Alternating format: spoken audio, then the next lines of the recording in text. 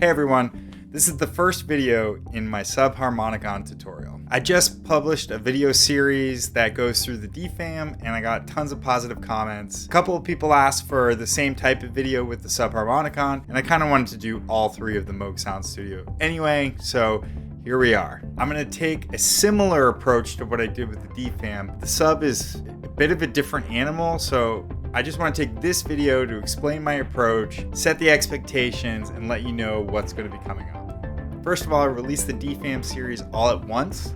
With this series, I think it makes more sense for me to just release videos as I make them or in batches that seem to make sense.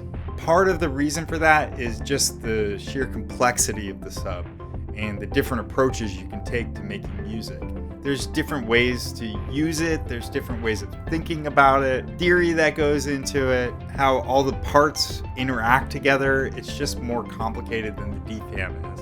One of the things I liked about those DFAM tutorials was that they were all kind of linear, and I'm going to try to do it in the same way, but I'm probably going to take some detours or skip over some things and come back to them.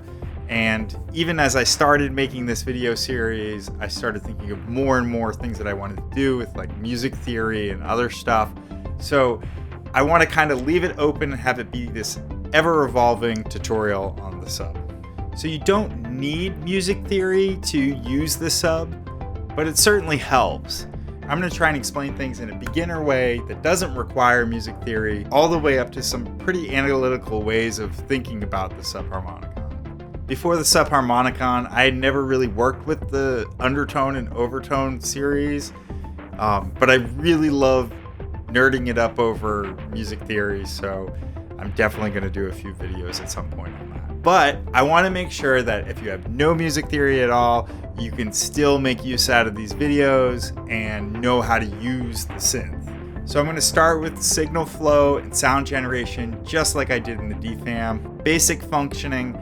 And I'm going to start out with a simple approach that will get you making music on the sub easily and quickly. And actually, it's just a really great way to approach making music with it. And we're going to get to some more advanced topics as we go along. Throughout this process, I'm also going to be making more patch diagrams and taking notes and uploading those in an ebook to my Patreon page. If you haven't checked that out, I have a link in the description. I included my ebook from my DFAM in there. It has 8 patches as of this video, but I'm going to be adding to that and updating those PDFs on a monthly basis. The page is still kind of in its beginning stages, and those resources are my way of offering something in return. So since these videos are going to be coming out slowly, if you're watching shortly after the release, just know that more videos are on the way. And if you're watching from sometime in the future, then I should have a whole bunch of videos nicely organized in their own playlist on my channel.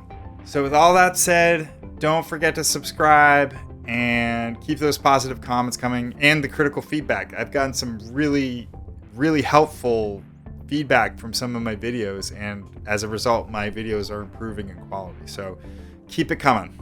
All right, let's jump into it. Here is my Subharmonicon tutorial. Thanks for watching.